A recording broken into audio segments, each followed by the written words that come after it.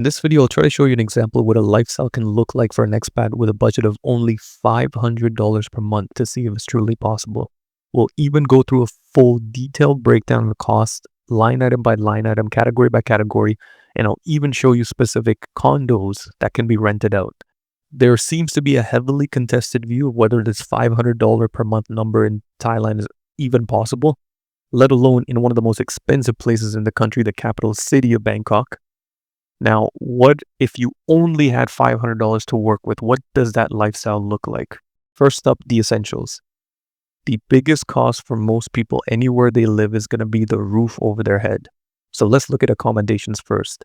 A lot of people in these cost of living type videos will throw out numbers and ranges. I want to do you guys one better. I'm going to show you specifically some options that you have and what exactly that will cost. You can do this research yourself. We have many sites. You have property sites like DD Property, Fazwaz, Facebook Marketplace for a lot of rental opportunities. One thing I do know though is in this shoestring budget of only $500 a month, we're going to need to look at some of the suburbs of Bangkok. So being in trendy areas like Ekamai, Asok, Donglor, probably out of the picture because that might just be the $500 per month would just be your rent alone. So as an example, here's one I found in Onut area, which is a bit more on the outskirts of the Sukhumvit line, a fairly popular BTS line for most of these Bangkok expats that I've seen. This place is called Regent Home 22. It's renting for 8,000 baht, which works out to roughly 235 USD. So there goes half the budget. From the personal finance wisdom that I have learned, there is this thing called the 30% rule, which states that you should try to keep your housing costs under 30% of your monthly income. That way you don't become house poor, quote unquote. So we need to get even more thrifty. Here's another one that I found, even cheaper. Now this one is in the Bang Kapi area, and I found this on Fazwaz. So there's a lot better pricing here at 4,700 baht. So that's about 137 USD. And look at this one, which is at 4,000 baht. So not the most modern place for sure, but it does come fully furnished and there's no need to buy furniture or bedding. If we want to have a bare bones budget, this will do. If you click the price detail here, you'll see here that they're offering 3 to 6 months contract as well at the same price. So I believe you could probably bargain this place down even more. So I'm just going to put in here though, 4,000 baht, 117 USD per month for rent. Another thing just to note here is I'm going to add another 1,500 baht for utilities. That's for water and electricity. This is on the lower end. So I would say if you're expecting that you want to blast AC 24/7, that won't happen at this budget, but you should use it sparingly is what I'm going to assume here. So when it's night, you probably have the windows open rather than relying on AC. You only do AC for the most hottest parts of the day, let's say the afternoon. Another thing to also add here, I'm going to add is an internet phone. So here's some screenshots here that I found online of some of the most popular brands. AIS and True are some of the more popular companies where they offer internet and phone services. Okay, next up is transportation. In terms of transportation on a $500 budget, I'm not going to suggest you to have your own car. That's going to blow the budget instantly. Motorbikes, yes, they're cheaper, but still likely going to blow the budget once you factor in the cost of rent, gas, etc. The only thing left is taxis, Grabs, public transportation. So while the taxis and Grab, which is kind of the Uber of Thailand, for those that don't know, it can work for rare transportation, I would still recommend public transportation as this much more economical and efficient.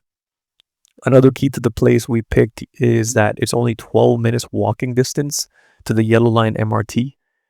A single journey ticket will cost somewhere between 15 to 45 baht one way.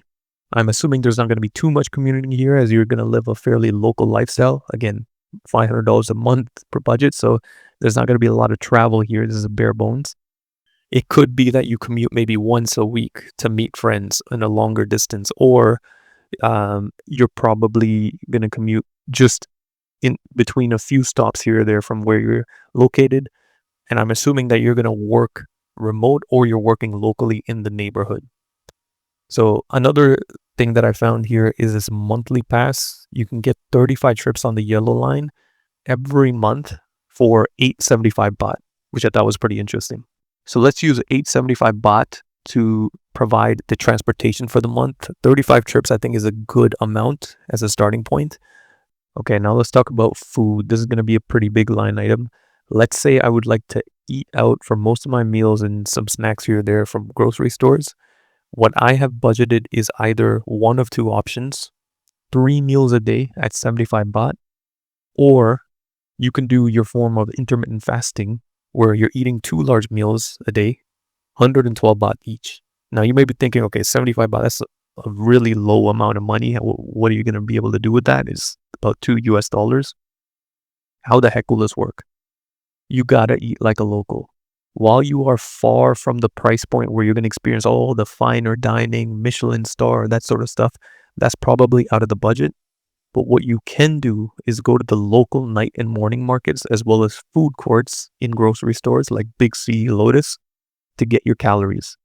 Now, as we don't have a lot of cost for transportation and we need to use our monthly MRT pass sparingly, we need to take advantage of the local eats available within walking distance.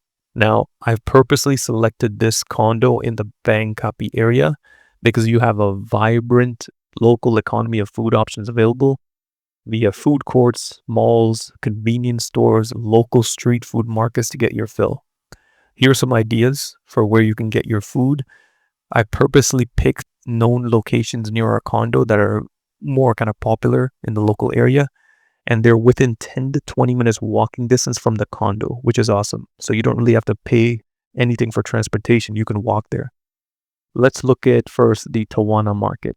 So walking in here, I'm going to start slow-moing whenever I see some prices here. So you can see here, there's some juice that they sell here for 40 baht. Longan juice is similar to lychee juice. It's the Thailand version. Here's some other drinks you can see for 50, 60 baht. Really affordable here. As you keep walking, you can see here at the top right, a bunch of banners here. 10 baht for rice and add another 50, 60 baht for a full dish. That's a meal right there. If you want to look at the left, another thing you see here is 15 baht pork skewers. So you can get multiple of those on that 75 baht per meal budget. Moving along, seeing some other options here. Now, some other options that come to mind are this one here. This one's a juice one. You'll see this a lot in Thailand. You can see here there's a watermelon, pineapple, dragon fruit. They will blend it live on the spot. It looks like based on the banners, there's 30 baht here. And next up here, we have complementing the juice that you would get. You can see these crazy prices here. 1 stick is 3 baht. 7 sticks is 20 baht. So you can see there's a lot of options here. And right beside it, you can see this other Tokyo snack sort of stall here. It looks like some mixture of like a taco that they're doing here. And they're running some sort of promo that says, you buy 10, you get 1 for free. So you can see a lot of affordable options here that you have to choose from. Next, 7-Eleven is another option. Thailand is the second largest in terms of the number of stores, just behind Japan.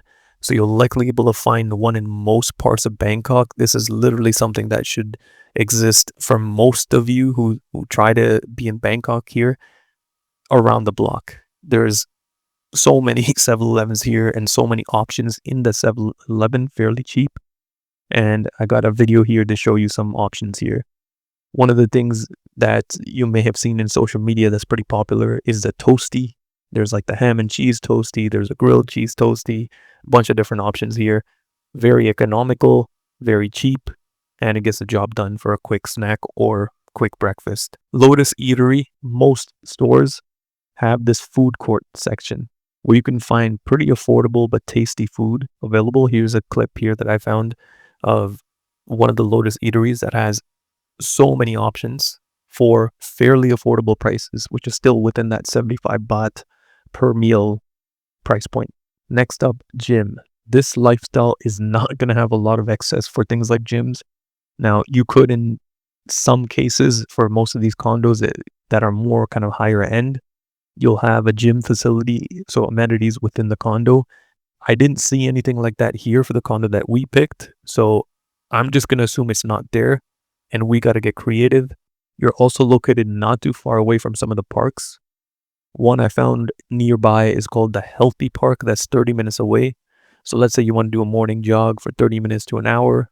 You get your cardio. They have a walking trail in the park. Take advantage of that. Get fresh air. Be around nature. And you can get your gym needs done for free, essentially. Health insurance. So while we're on a very low budget, I have heard of people in Bangkok saying that they're just going to live without health insurance and they'll just spend money as they need it. I do think, though, that it's very important to have it, especially if you have this $500 per month budget, because we're talking about one health issue away from breaking this budget, right? So I would put in about $60 a month for health insurance. This is obviously a very high level estimate. Here's one I found called Safety Wing. I think is one of the more popular ones that you hear about in these Nomad videos from a lot of influencers. This is going to be highly variable based on your age, your residence, the level of coverage you want. But I went with the most standard plan as advertised, and it comes to roughly $56 every 4 weeks. So I'm just going to assume roughly $60 rounded up for health insurance on a monthly basis. Visa. So assuming you're an expat, you will need some form of a visa to stay in Thailand over the long term. To make things simple, I've assumed that you're going to use the destination to Thailand visa. It roughly comes around to 1900 baht to renew every 6 months. This comes to about 317 baht per month, or roughly $10 per month. Now, I'm not including the one-time cost you get to apply in the first place. All that stuff you're going to have to look at. It varies based on what country you're from, what embassy situation is, etc., etc. Okay, so here's the detailed breakdown after looking at all the various costs. Here's what the total comes out to. Rent, we found a humble but nice abode in Bangkok area, quite a ways outside of central Bangkok, but still nearly all the functionalities, facilities that you need for daily living. That's about 4,000 baht or 117 USD. Utilities added another 1,500 baht for that. Electricity, water is covered. Not too high considering that this is a small studio. It's about a 25 square meter studio, so not too much space here that you need the water and utilities for.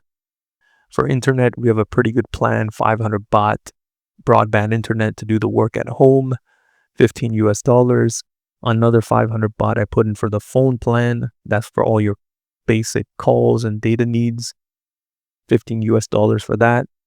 For food, assuming that 75 baht per meal, 3 meals a day assumption, that's about 200 US dollars. Transportation, 875 baht monthly promo package for the yellow line monorail. That's roughly 26 US dollars for 35 trips. Gym, we assume 0 for this as the condo does not look like it has amenities. If it does, you can obviously use that.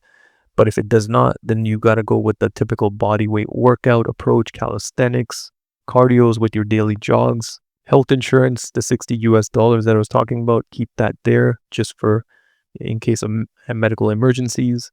Visa is going to be another 10 USD per month. I also added in roughly 500 baht for miscellaneous spend like laundry, toiletries, so toothpaste, toothbrush, maybe a snack here or there. So that's about another 15 US dollars, but that can be a catch-all for any chores that I have not accounted for already. So that comes to a total of 17,085 baht or roughly 500 USD at the time of me making this video.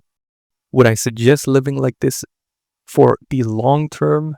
I would say absolutely not. This is not at all a sustainable budget. This is quite tight and likely unsustainable for a long period of time.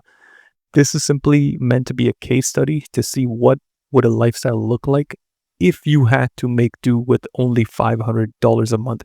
How would you make that work? This was one attempt at it. Even the currency exchange fluctuations that are occurring, you may have noticed that the US dollar is falling in value. Now, this could instantly just mess up this budget and make it go a lot higher than 500, right? So it could be maybe 525, 550. So time will tell what will occur with the US and Thai baht exchange, but these are just some things to keep in mind when trying to make a lifestyle like this work. I would not suggest this. Again, I just want to iterate again.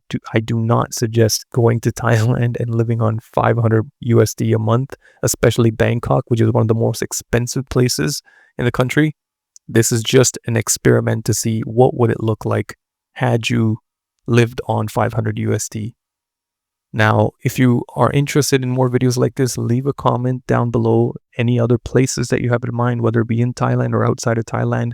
The goal here is to create various videos of personal finance and digital nomad lifestyle, what it would look like, what the budget would be to live that sort of lifestyle, and really just see where in the world we can go to as digital nomads to achieve a level of financial freedom and live in a very cost-effective way, hence my channel name, Frugal Nomad.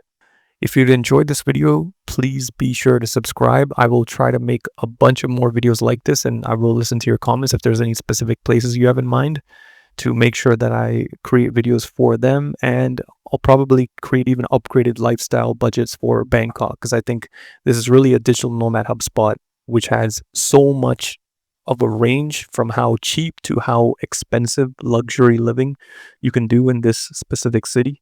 Definitely tag along if you're interested, and until next time, see ya.